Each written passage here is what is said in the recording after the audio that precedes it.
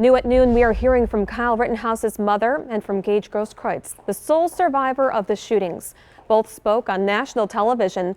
Kyle Rittenhouse is on trial for fatally shooting 2 people and injuring Grosskreutz during the Kenosha riots in 2020.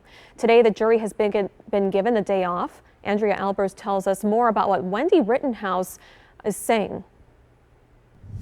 With just days until this trial is set to be in the hands of the jury, Wendy Rittenhouse gave her first interview since her son testified to Fox News. She didn't indicate what she thinks the outcome of the trial will be, but said she feels the jury is paying good attention.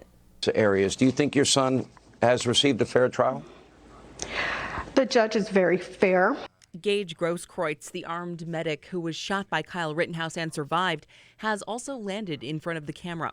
CNN's Anderson Cooper wanted to know why Grosskreutz testified that his gun was pointed at Rittenhouse, but has since insisted it was not. The only way that I could have sustained the injury that I have is if I had been shot with my arms up. So did you ever point your gun at him? I think that, again, in the still photos, it certainly looks like it, but never intentionally. You have to understand that following that gunshot, I had no use of my arm. I wasn't able to move anything in my right arm or on my right arm. Rittenhouse has pleaded not guilty to all charges. If he's convicted of the most serious charge against him, first-degree intentional homicide, he faces a mandatory sentence of life in prison. Kyle's mother was visibly distraught watching her son take the witness stand earlier this week. I just broke down with Kyle crying like that.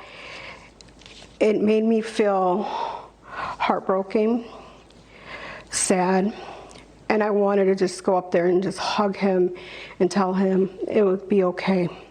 I can't say that I was, one, particularly impressed nor convinced.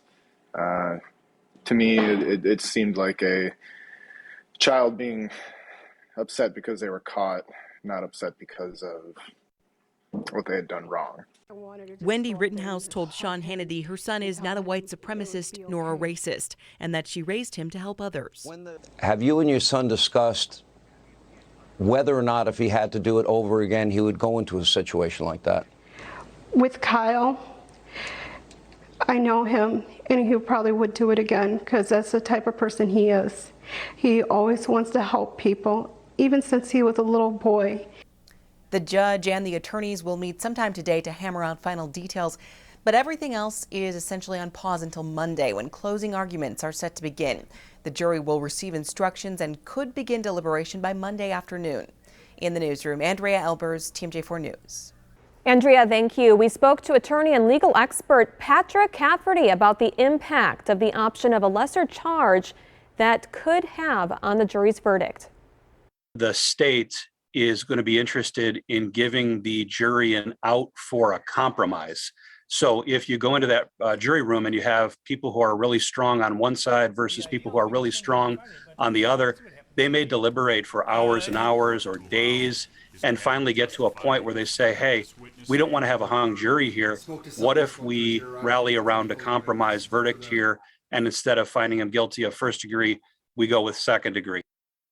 Rittenhouse could face life in prison if convicted of that first-degree intentional homicide charge. He would face a maximum of 65 years in prison if convicted of that lesser sentence, second-degree intentional homicide. Watch live coverage of Monday's closing arguments with our partners at Court TV. You'll find it over the air on Channel 4.3.